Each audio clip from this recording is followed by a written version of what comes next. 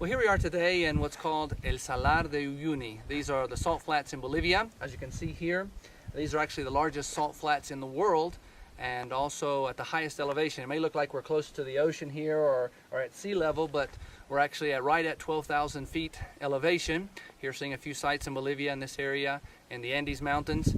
And as we've been walking around in this area, as we've been in these areas that are remote and kind of desert areas, I can only imagine what it must have been like as Jesus walked with his disciples in areas maybe similar to this, desert areas.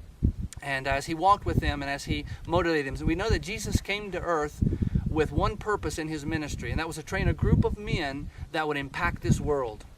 The Bible tells us in Acts chapter 17, a very interesting verse for me. It says that they recognized that those that had turned the world upside down had also visited them in that city there.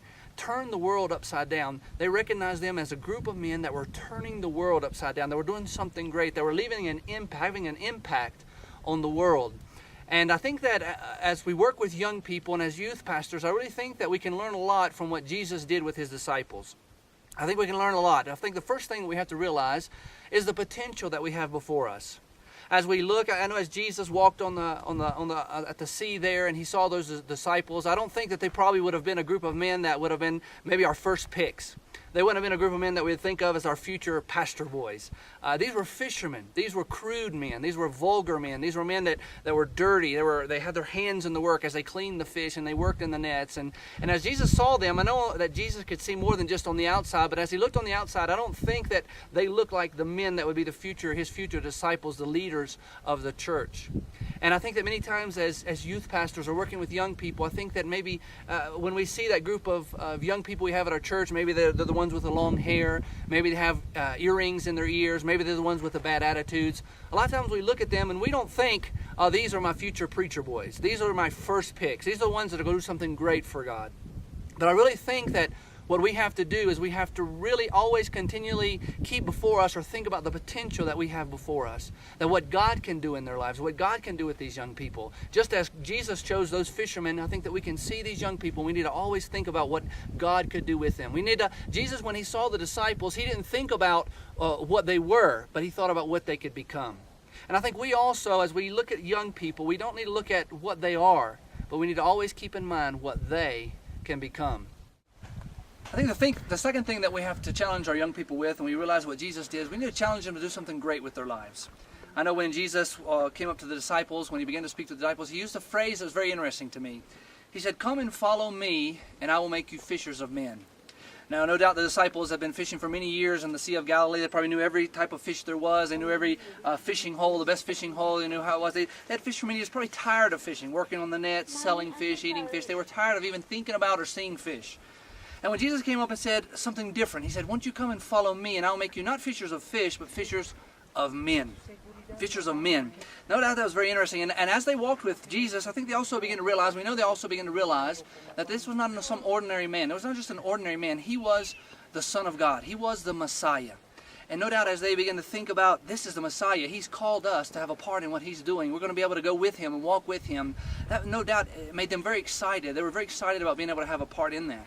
So I think that we need to really challenge our young people to do something great for God with their lives. There are enough people that tell them that they're losers, they're dumb. There's enough people telling them that they're not going to do anything with their lives. But I want to tell you that I don't think there's any young person that wouldn't get excited about someone telling them they could do something great with their lives. You can do something great. You can do something that no one else has ever done. God can use you in a great way. So I think that not only do we need to realize the potential, but we need to challenge them to do something great with their lives. I can imagine as Jesus and his disciples walked, they walked across the hot sand, and they talked many times about their feet getting dirty because of the sand. And I think that makes me think about the third thing that we need to really tell our young people, or get to our young people, and is that we need to teach them to walk with Jesus. We need to teach them what it means to walk with him.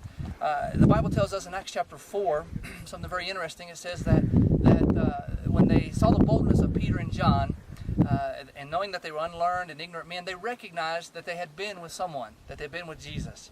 It made such an impact on their lives when they saw how they were talking, the way they talked, the way they acted, that they knew that they had been with Jesus. There was no doubt in their minds. To me, that's very interesting. And I think that's one thing that we lack with our young people is we need to teach them to walk with Jesus.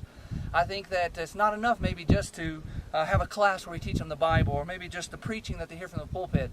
Now, I know that obviously those things are very important, and I'm not taking away from them, that they're vital, that they hear good Bible preaching, that they're taught the Bible. But I think what we lack is what's called one-on-one, life-on-life discipleship, where that we come alongside of them, we put our arm around them, and we walk with them in their spiritual life. We teach them how to overcome their difficulties. There's enough temptations and enough peer pressures and enough things that they have to face in their life. One of the things that we need to do is teach them how to overcome that. Teach them how to walk in the power of God in their life. And I think that if we could do that, many of us want to see a difference in our youth group. We want to see a turnaround in our youth group. We want to see revival in our youth group. But if you get one young man, or your wives, the ladies of the church, get one young lady and begin to walk with that person and teach them how to walk with Jesus. Teach them how to overcome the difficulties in their life, how to have the power of God in their life.